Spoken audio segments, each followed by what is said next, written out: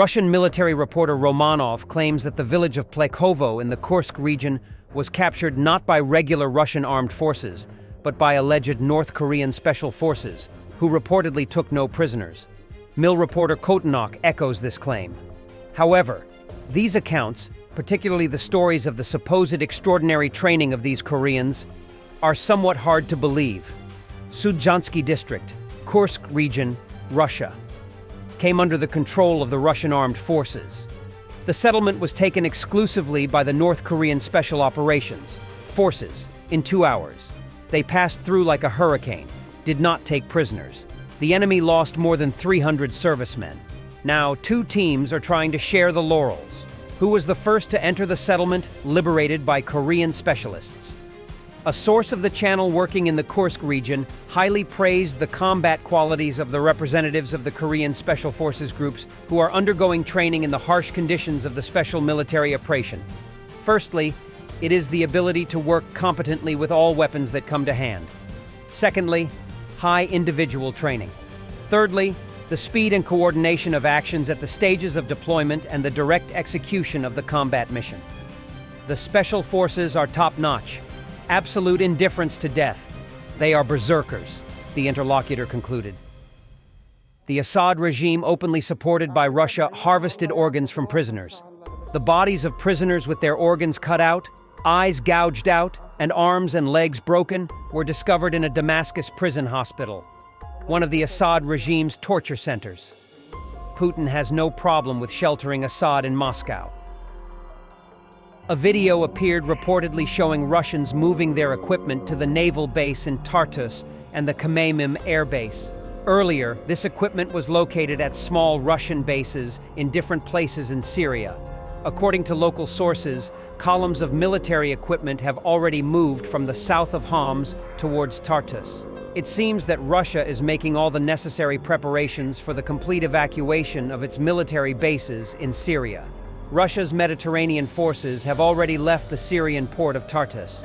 Security guarantees for Russian troops received from the new rulers of Syria after the downfall of Bashar al-Assad most likely concern only the withdrawal of Russian troops, not their permanent deployment.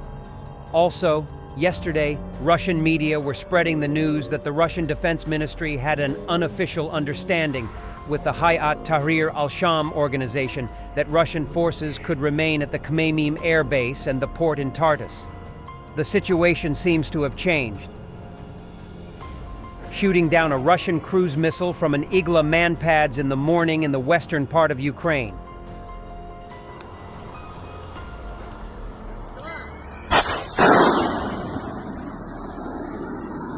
Shooting down a cruise missile with a manpads is challenging because cruise missiles fly at high subsonic speeds and low altitudes, often hugging terrain to avoid detection, which gives operators little time to react. Reportedly, these are Russian cruise missiles flying very low over Ukrainian territory.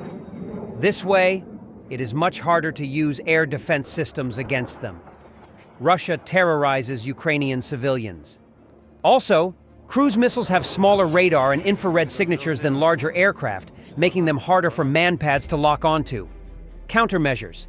Many cruise missiles are equipped with decoys or jamming systems to evade targeting by infrared or radar-guided systems. The best defense against cruise missiles typically involves an integrated layered system combining early detection. Systems like the Patriot or S-400 are designed to engage cruise missiles at various ranges.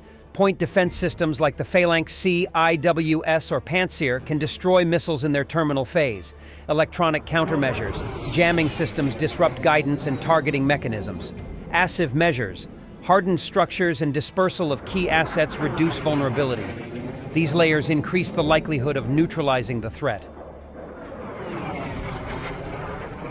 It became known about the death of another high-ranking Russian official. After yesterday's murder of the head of the Mars Design Bureau's department in charge of modernizing cruise missiles and drones, it was reported today that Oleg Churilov, the head of the Ministry of Education and Sciences Department, was accidentally hit by a car on December 12th. He is described as an official who made a significant contribution to ensuring Russia's scientific and technological sovereignty and strengthening its innovative potential. Attention, Germany. Russian propagandists say Russia can hit Berlin with special means. We haven't seen a special munition used in combat yet. But if the peacekeepers do show up, which is quite possible, the collective West will see the combat use of special weapons in all its glory, they say. You can go not into caliber, but into special equipment. But we don't want to use special equipment on our land, on Ugleda. But for example, some Berlin, we don't mind. You can hit there too. Well, the same goes. We know well what a special munition is. Well, we haven't seen its combat use yet. But if they want to send peacekeepers, we will see. No one doubts that.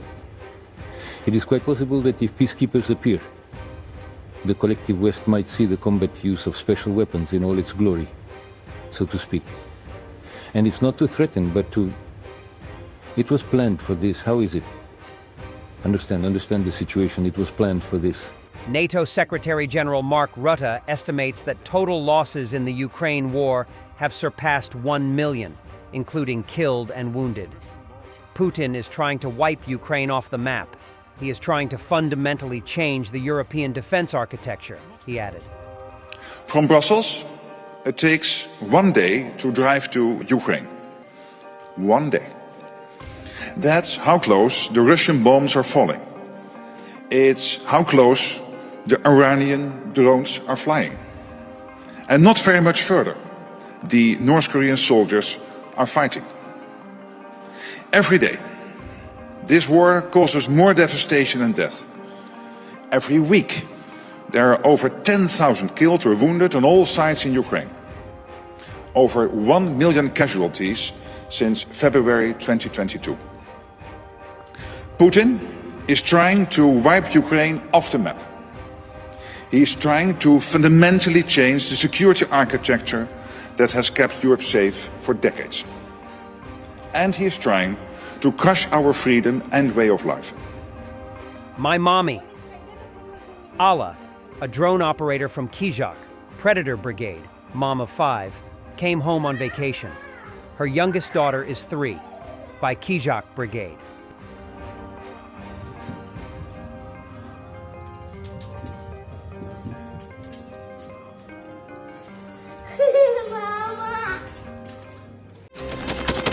Thanks for watching, and don't forget to subscribe.